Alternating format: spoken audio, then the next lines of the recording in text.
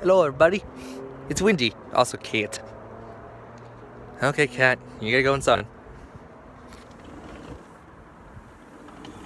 God, I should have done this earlier tonight. Yay! I gotta do another My Thought video. I actually I'm gonna blend two games into one video just because I want to do this for quite some time now, and I've yet to do it because I'm dumb.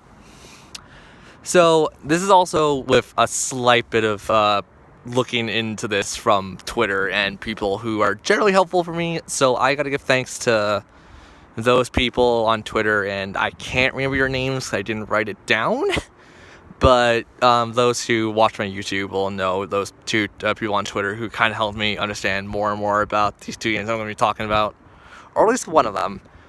The first game I want to talk about is the game that I didn't finish via Let's Play or via live stream because I was very furious at it and I just couldn't deal, and I was very angry at it. Was Xenoblade Chronicles 2. Now, people generally know me with my Xenoblade Chronicles knowledge. I love the first game. The second game's alright. It's not the best. It's not the worst. But it's definitely no slouch.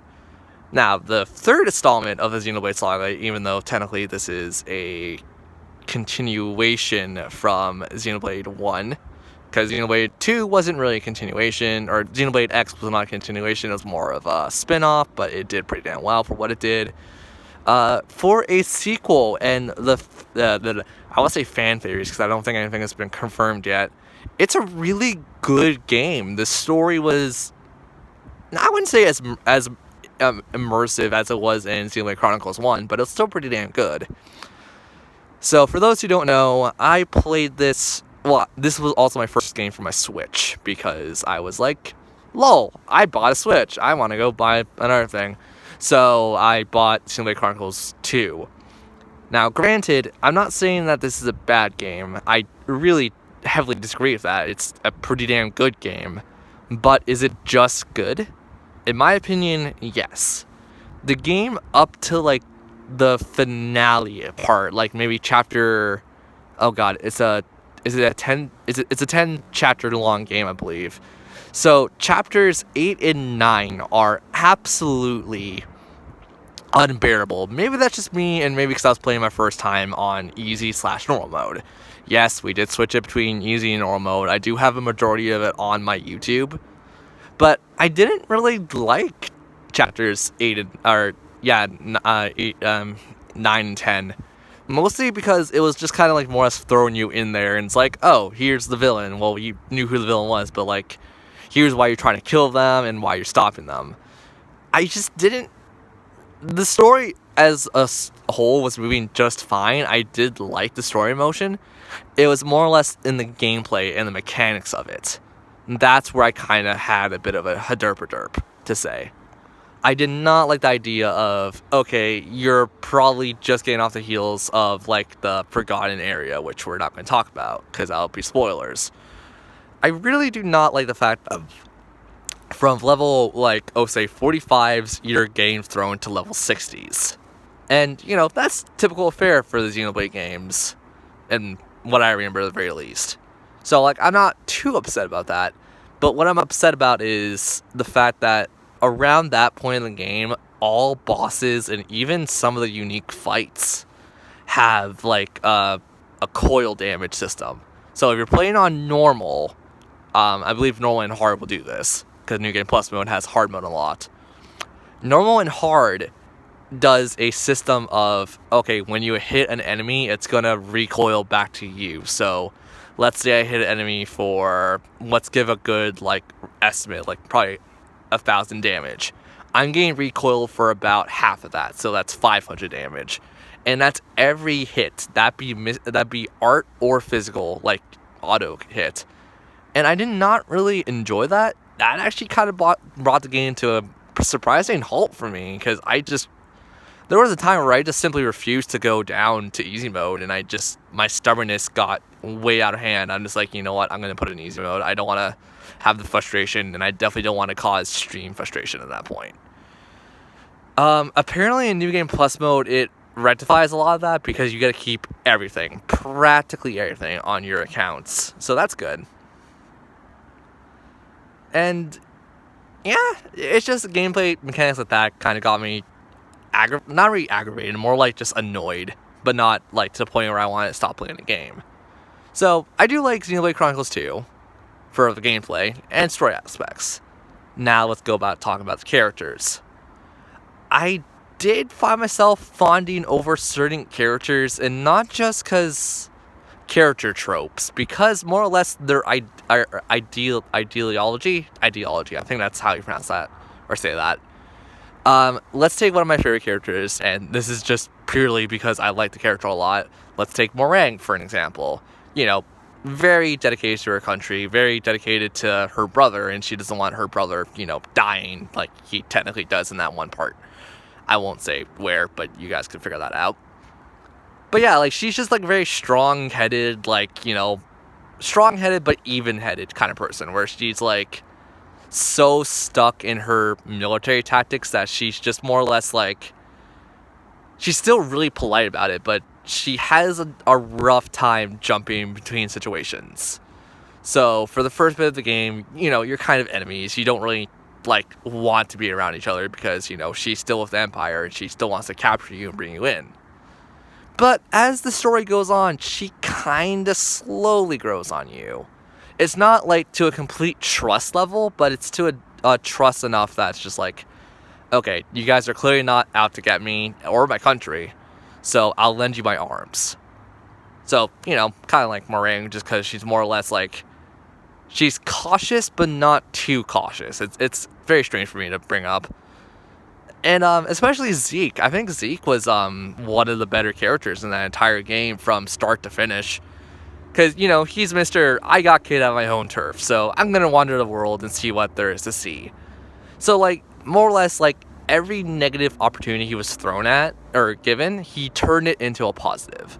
It just kind of goes to show that, like, as dumb as some people can be, it shows that they have a lot of spirit behind them. And maybe that's just me, maybe also because they're like the two older characters and they're both adults. I really just like those two characters a lot. For the main character, Rex, I didn't like Rex, actually. Not until maybe the final stretch of the game, where, clearly him sharing a bond with Mithra or Pyra, depending on who you pick. You get like this nice little scene of like, okay, hey, we're clearly connected. What do you think about this? And I do like Mithra and Pyra to a degree. I do not like Rex to this point, but like Mithra and Pyra are a good ideology of someone who was asleep for a couple eons or what have you. So like they don't really know what's up with the world currently. So they're trying to like guess and estimate. So yeah, it's kind of cool how they did that. Really don't like how they were sharing one body. That's just a trope thing I don't like to begin with, even though I thought it was done pretty okay. I won't go into much character development and stuff after that, but let's just say they were interesting enough for me. I think the only other main character, I know there's two, Tora and Nia. Nia, I actually do like Nia a fair amount. And totally not because of the Twitter posts and stuff I'm following on Twitter right now with Xenoblade Chronicles 2 with Nia. And totally not the fan art about her, which is kind of creepy to me. But that's not the point. She kind of starts off as like that, don't trust anyone. Really can't afford to trust anyone just because of how her circumstances are. And I do like the fact that her circumstances remain a mystery for a majority of the game. And, like, you find it out, and it's like, okay, this is kind of the appropriate time to bring this up. That's really cool, in my opinion. I won't say anything spoiler-rated, just because people probably haven't played that game, and probably won't because, let's be fair, you guys who listen to me probably don't go out your way and go like, okay, I'm looking this up now. I'm not going over Blades, just because Blades would bring us up to, like, probably an hour of me discussing character arcs with them, or, like, the subplots. So I'm not going to bring those up. So before anyone's going to say Blades, then I'm not bringing those up. And then Tora. Tora being this person who had, like, this deep desire to be a driver. For those who don't know what drivers are, blah, blah, blah, it's just Blade users, effectively. So, obviously, his grandfather and dad were working on this, like artificial Blade unit. So, yeah, you could probably picture what happens. And it's pretty good, pretty fun. It's interesting enough to know, like, Tora's, like, desire and, like, what he was willing to give up to accomplish that desire. Pretty interesting, not anything... Actually, I feel like that's probably the most box standard thing that game does to you. Because, like, it's kind of like a cutout, really, for, like, the idea of it. But, still, not bad, necessarily. Just not good. Oh, God, I'm out of breath. Going over music, because I think that's a subject we haven't touched that much. Music, it was alright. I definitely do not fawn over it as much as the original Xenoblade Chronicles, but let's be fair, nothing in my opinion is ever going to beat the original Xenoblade Chronicles, because that game pretty much nailed music down to a T for me. And, you know, before anyone's going to say, well, what about this track from Xenoblade Chronicles 2? I will concede, there are some good tracks in Xenoblade Chronicles 2. But really, the only thing I could think of when it comes to overall music is, oh god, I forgot the place that Meringue is in. Moray Dawn, I believe? Moray something? It's something like that.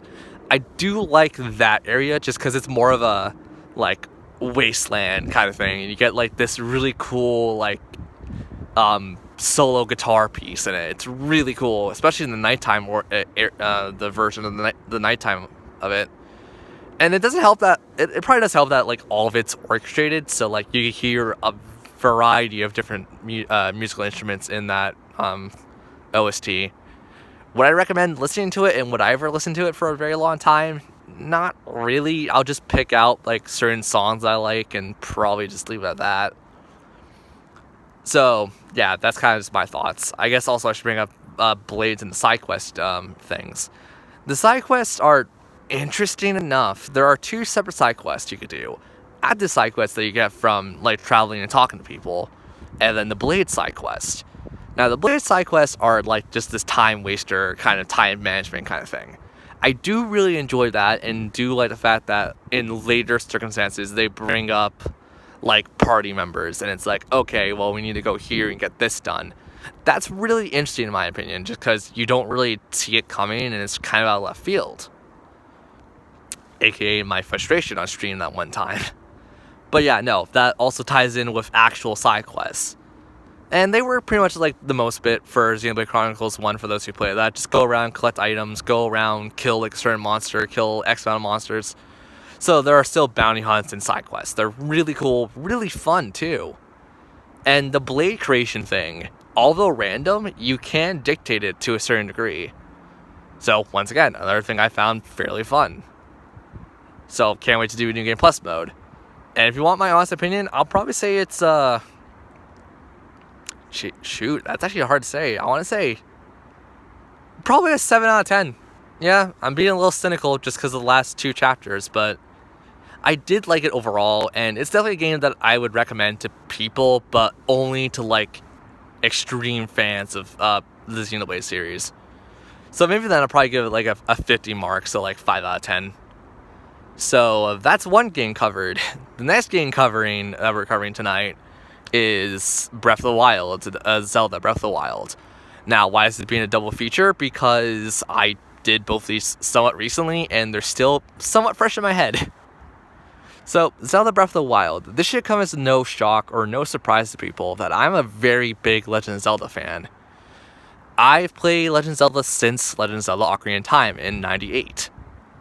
So, jumping into a new Zelda game was kind of a very welcome breath of fresh air for me. Pardon the pun. The last game I played of the Zelda series that was relatively new to me was Skyward Swords. And this was probably right after Karma's Let's Play of it, because he kind of got me into playing Zelda again. And as much as people praise Breath of the Wild, it's honestly pretty low on my list of my all-time favorite Legend of Zelda game. And it's definitely not to say the game's bad. It's definitely not to say the game is, like, unplayable. I do really, really enjoy it. but it's probably ranked as number 3 on my favorite Legend of Zelda games, or maybe 4, because I think Majora's Mask beats it slightly. So the music is amazing. The depth of the world is amazing. The understanding of, it's not exactly like fantasy like you want it to. It's mixed with like science fiction or science. So like the ability to like freeze things. The people will still remember your legend that carries on throughout time. Therefore, the timeless hero or the hero of time. Now, granted, I know it's a different hero than the hero of time, but it still carries on to like a tradition where Ocarina of Time technically started. Because for those who played Ocarina of Time, you would know that Majora's Mask is practically a direct sequel to that. Or depending on, well, not lore, depending on which branch you take in the Legend of Zelda timeline, I believe that is still a thing that's passed around.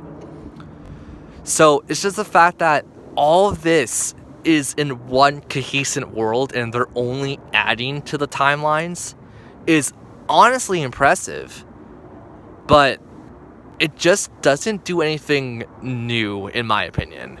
I do like the spirit orbs. I do like the mini dungeons. I love the main dungeons and the idea of not owning your own horse and renting it and having use for rupees when there's generally no use for rupees in most Legend of Zelda games. I do really enjoy this. But on the downfall of all of this, I do kind of hate not hate, just dislike. I dislike how easy the game feels. Minus only a couple segments in my stream playthrough, I had a derp moments. A lot of the other times, I kind of clicked onto a puzzle within a couple seconds. And definitely other times, I clicked on to like what needs to be done in a couple seconds. I have never done any of the side quests, so side quests are still open to me. But I was blasting through the core game to prove something to people, that I didn't find Breath of the Wild hard. Yes, the combat is interesting. Yes, the combat is fairly fast and action-based, which is good for a Legend of Zelda game. But once again, I don't feel like this was done in a very, like, easy to grasp idea. And not to say that a hard to grasp idea is a horrible idea. It's just to say that I didn't really enjoy Breath of the Wild's combat as much as some other people did. I enjoyed the story and the idea of your weapons breaking. Granted, even though in my streams I kind of freaked the crap out a couple times.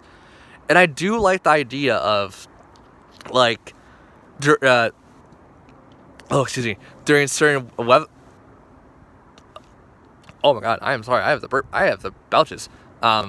During certain weather conditions that you have to play differently. So like in a thunderstorm, you're not going to run around with a bloody metal shield or a metal sword, because, metal conducts electricity.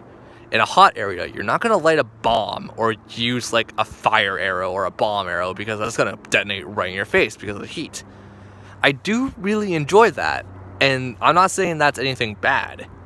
That's actually really impressive for Legend of Zelda to begin with too. But it's just more or less like, if you're blasting through the main story, how short the main story could be. And for those who don't know, I finished that game roughly within, 3-4 streams? That's only 12 hours for you guys. I did no side quests off stream. I've done nothing off stream. And really, I just thought it was a pretty short Legend of Zelda game. So, for those who don't know what my favorite Legend of Zelda game is, going from, like, I said Breath of the Wild is my 4th favorite Legend of Zelda game. Here's my list. Ocarina of Time, A Wind Waker, Majora's Mask, and then Breath of the Wild. And, like, even Majora's Mask can be swapped out for Twilight Princess, so I do change my opinions on occasion.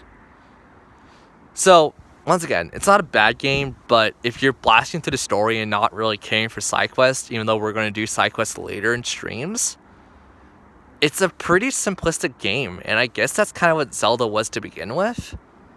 But, I don't know, just 4 main dungeons and the rest of them being shrines and stuff you could go visit, it just kind of makes the world feel a bit empty. And I know the DLC adds some more things, but, you know, I don't have the DLC, obviously, so I can't really dictate that. But this is a look on the core games, not DLC. And that's also why I didn't bring up DLC for Xenoblade Chronicles. I generally look at a core game, not the DLC. I will do DLC recaps later, but that's really it.